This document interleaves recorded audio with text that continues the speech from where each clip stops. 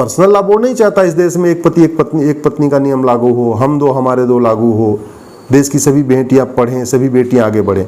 तो स्वाभाविक सी बात है, चूंकि ओवैसी जी पर्सनल लॉ बोर्ड के मेंबर हैं तो वो पर्सनल लॉ बोर्ड के खिलाफ कैसे चले जाएंगे। और पर्सनल लॉ बोर्ड अपने आप में एक एनजीओ है, एक एनजीओ जिसका नाम है all India Muslim personal law board, वो गुमराह कर रहा है, कंफ्यूज कर रहा है। इसलिए इस एनजीओ से सावधान रहने की जरूरत है और मैं तो सरकार से कहूंगा इस एनजीओ का लाइसेंस रद्द कर दिए। ओवैसी जी, सिब्बल साहब और चिदंबरम साहब लगातार यूसीसी पे देश को गुमराह करने की कोशिश कर रहे हैं। यूनिफॉर्म सिविल कोड का मतलब यह हुआ कि जो सिविल राइट सबका एक समान होगा। ये यूनिफॉर्म फूड कोड नहीं है कि सबका खाना एक समान हो जाएगा। ये यूनिफॉर्म ड्रेस कोड नहीं है कि सबका कपड़ा एक जैसा हो जाएगा। ये यूनिफॉर्म होम कोड नहीं है कि सबका घर एक जैसा बन जाएगा। ये यूनिफॉर्म आइडेंटिटी कोड भी नहीं है कि सबकी पहचानें खत्म हो जाएंगी, सबकी एक पहचान हो जाएगी। पहचान सबकी अपनी अपनी रहेगी, ट्राइबल्स की अपनी पहचान रहेगी, सिखों की अपनी पहचान रहेगी, सबकी अपनी पहचान बनी रहेगी। ये यूनिफॉर्म कस्टम कोड भी नहीं है कि जो लोगों के कस्टम हैं, जो लोगों की रीतियां हैं, जो लोगों की प्रथाएं हैं, वो सब खत्म हो जाएंगी और सबकी सबका एक कस्टम हो जाएगा। नहीं भाई, ये यूनिफॉर्म सिविल कोड है, इसलिए हमारे ट्राइबल भाइयों को गुमराह करने की कोशिश मत करिए। उनके जो कस्टम है वो चलते रहेंगे, उसमें कोई इंटरफेरेंस नहीं आएगा।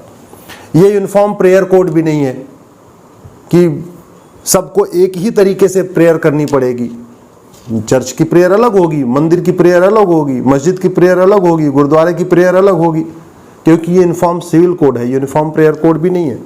ये यूनिफॉर्म रिलीजियस कोड भी नहीं है कि सारे धर्म खत्म हो जाएंगे, सारे पंथ खत्म हो जाएंगे ना, सब एज इट इज चलेंगे। आर्य समाज भी एज इट इज रहेगा, सिख पंथ अपने आप अपने हिसाब से चलता रहेगा, क्रिश्चियन रिलीजन अपने हिसाब से चलेगा, इस्लाम अपने हिसाब से चलेगा, सनातन मानने वाले अपने हिसाब से चलेंगे, वैष्णव अपने तरीके से पूजा करते रहेंगे, शैव अपनी तरीके से पूजा करते रहेंगे, शाक्त अपनी तरीके से पूजा करते रहेंगे, देवी की उपासना करने वाले अपनी पूजा करेंगे, हनुमान जी की अपनी पूजा करेंगे।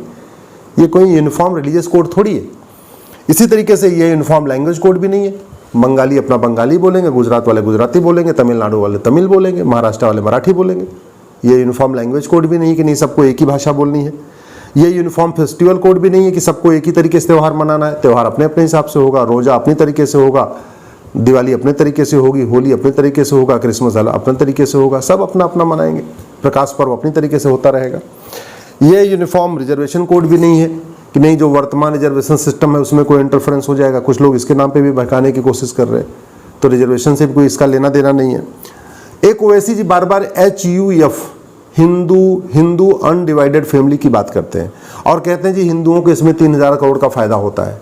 तो भैया, इनकम टैक्स एक्ट में बहुत सारे लोगों को छूट मिलती है, इवन मिडिल क्लास को भी छूट मिलती है कि 5 लाख रुपए तक टैक्स पे छूट मिलती है, और वो सबको मिलती है, मुस्लिम्स को भी मिलती है, क्रिश्चियंस को भी मिलती है, पारसी को भी मिलती है, ईसाई को मिलती है। जो व्यक्ति इनकम टैक्स भरता है उसमें 5 लाख रुपए तक छूट सबको होती है। हिंदू, मुस्लिम, पारसी, ईसाई, जैन, बुद्ध, यहूदी सबको होती है। केवल इतना अंतर है कि हिंदूज में जो अनडिवाइडेड फैमिली है, जो परिवार एक साथ रहती है, उसको 5 लाख रुपए तक की एक एक्स्ट्रा छूट होती है।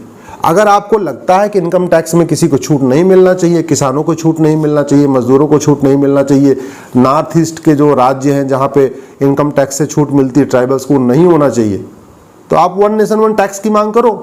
उसमें आपका जितने भी टैक्स पे छूट है सब खत्म हो जाएगी और देश में सबके लिए 1 नेशन 1 टैक्स हो जाएगा। अगर ओवैसी जी आपको यही पसंद है कि नहीं HUF नहीं होना चाहिए, तो HUF नहीं होना चाहिए, तो कल आप ये बोलोगे कि जो नॉर्थ ईस्ट के ट्राइबल्स को छूट मिली वो भी नहीं होना चाहिए। परसों आप ये कहोगे कि जो किसानों को छूट मिलती है इनकम टैक्स में वो नहीं मिलना चाहिए, क्योंकि HUF तो इनकम टैक्स का मैटर है ना, सिविल राइट का मैटर नहीं है, ये तो इकोनॉमिक राइट का मैटर है। लेकिन आपको लगता है कि नहीं 1 नेशन 1 टैक्स होना चाहिए, तो आप डिमांड करो, हम आपके साथ खड़े हुए हैं, हम बिल्कुल आपके साथ रहेंगे। मैं बार बार कह चुका हूं, UCC के बारे में केवल गुमराह करने की कोशिश कर रही है। आप गूगल करिएगा 5 टेनेट्स ऑफ इस्लाम, मतलब इस्लाम के जो 5 टेनेट्स हैं, जो मुख्य 5 बातें हैं, उसमें UCC इंटरफेयर नहीं करेगा। आप 5 टेनेट्स ऑफ सिखिज्म करिए, जो सिख पंथ की 5 प्रमुख बातें हैं, उससे UCC में इंटरफेयर नहीं होगा। आप गूगल करिए 5 टेनेट्स ऑफ बुद्धिज्म, उससे भी UCC आने से उसमें भी कोई इंटरफेरेंस नहीं होगा। आप 5 टेनेट्स ऑफ क्रिश्चियनिटी गूगल करिए, यूसीसी आने से उसमें भी कोई इंटरफेरेंस नहीं होगा। 5 टेनेट्स ऑफ हिंदुज़म करिए, उसमें भी कोई इंटरफेरेंस नहीं होगा। तो यूसीसी आने से हिंदू, मुस्लिम, पारसी, ईसाई, यहूदी के जो धार्मिक मामले उसमें कोई इंटरफेरेंस नहीं होगा। जो हमारे ट्राइबल्स के अपने कस्टम है, अपने ट्रेडिशन, उसमें कोई इंटरफेरेंस नहीं होगा। ट्राइबल अपनी पसंद का कपड़ा भी पहनेंगे, अपनी पसंद से अपनी रीतियाँ भी मनाएंगे, अपनी पसंद से अपना त्यौहार भी मनाएंगे, अपनी पसंद से अपना घर भी बनाएंगे, अपनी भाषा भी बोलेंगे। कोई इंटरफेरेंस है ही नहीं है। सिंपल सी बात है, लड़के लड़की की शादी की उम्र बराबर हो जाएगी, तलाक लेने का तरीका, तलाक लेने की प्रक्रिया एक हो जाएगी। जो मौखिक तलाक चल रहे हैं, कागज़ों पे तलाक चल रहे हैं, व्हाट्सएप से तलाक चल रहे हैं, ईमेल से तलाक चल रहे हैं, वो बंद हो जाएंगे। सबको थ्रू कोर्ट होगा। गुजारा भत्ता देश की सभी बहन बेटियों को मिलेगा। बच्चा गोद लेने का अधिकार देश की सभी बहन बेटियों को मिल जाएगा। भरण पोषण का अधिकार देश की सभी बहन बेटियों को मिल जाएगा। वसीयत का एक समान अधिकार देश की सभी बहन बेटियों को मिल जाएगा। विरासत का एक समान देश की सभी बहन बेटियों को मिल जाएगा। एक पति एक पत्नी का नियम हमारे देश की सभी बहन बेटियों पे लागू हो जाएगा। अब हम दो हमारे दो भी अगर चाहें तो इसमें जोड़ सकते हैं। माता पिता की देखभाल का अधिकार देश की सभी बहन बेटियों को मिल जाएगा। इसका मतलब हुआ यूसीसी आने से न सिख पंथ में कोई इंटरफेयर हुआ, न जैनिज्म में कोई इंटरफेयर हुआ, न बुद्धिज्म में कोई इंटरफेयर हुआ, न सिखिज्म में कोई इंटरफेयर हुआ, न आपके ट्राइबल्स के कोई किसी कस्टम में कोई इंटरफेयर हुआ, न इस्लाम के किसी 5 टेनेट्स जो हैं 5 टेनेट्स ऑफ इस्लाम उसमें कोई इंटरफेयर हुआ, न 5 टेनेट्स ऑफ हिंदुज़म में किसी को इंटरफेयर हुआ। हाँ, फ़ायदा हुआ है। हिंदुओं को 1 फ़ायदा है, मुस्लिम्स क्रिश्चियंस को 2 फ़ायदा है, पारसी को 3 फ़ायदा है और हमारी मुस्लिम बेटियों को 11 फ़ायदा है। लेकिन पता नहीं क्यों ओवैसी साहब नहीं चाहते कि हमारी मुस्लिम बेटियां पढ़ें, मुस्लिम बेटियां आगे बढ़ें। मुस्लिम बेटियों के ऊपर जो एक तलाक़े हसन, तलाक़े बाइन, तलाक़े किनाया की तलवार लटकती रहती है, उससे उनको आज़ादी मिले। ये नहीं चाहते हैं कि बहुविवाह जो बेविवाह होता रहता है आज की भी भारत में चल रहा है वो बंद हो। ऐसे लगता है ओवैसी साहब हलाला के भी समर्थन में है। और एक बात मैं बता दूं, Owaisi ji all India Muslim personal law board के मेंबर हैं और all India Muslim personal law board affidavit पे सुप्रीम कोर्ट में क्या कहा है मैं आपको बताता हूं। All India Muslim personal law board ने एफिडेविट देकर सुप्रीम कोर्ट में 4 शादी का समर्थन किया है। हमारी जो PIL है उसका विरोध कर रहा है, 4 शादी का समर्थन कर रहा है, हलाला का समर्थन कर रहा है, मुताह का समर्थन कर रहा है, मिस्यार का समर्थन कर रहा है, दारुल कज़ा यानी शरिया कोर्ट का समर्थन कर रहा है।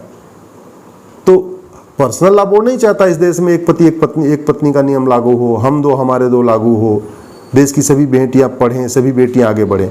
तो स्वाभाविक सी बात है, चूंकि ओवैसी जी पर्सनल लॉ बोर्ड के मेंबर हैं तो वो पर्सनल लॉ बोर्ड के खिलाफ कैसे चले जाएंगे। और पर्सनल लॉ बोर्ड अपने आप में एक NGO है। आश्चर्य की बात है कि 25 करोड़ की जनसंख्या जो मुस्लिम्स की है उसको एक NGO 25 करोड़ की जनसंख्या मुस्लिम्स की है, ब्राज़ील से भी ज़्यादा, कनाडा का 6 गुना, यानी ऑस्ट्रेलिया का 10 गुना। ऑस्ट्रेलिया की जनसंख्या 2.5 करोड़ है, भारत में 25 करोड़ मुस्लिम्स रहते हैं। तो यानी ऑस्ट्रेलिया का 10 गुना जो यहाँ पे कम्युनिटी है उसको एक NGO जिसका नाम है all India Muslim personal law board वो गुमराह कर रहा है, कंफ्यूज कर रहा है। इसलिए इस NGO से सावधान रहने की ज़रूरत है और मैं तो सरकार से कहूँगा इस NGO का लाइसेंस रद्द कर दें।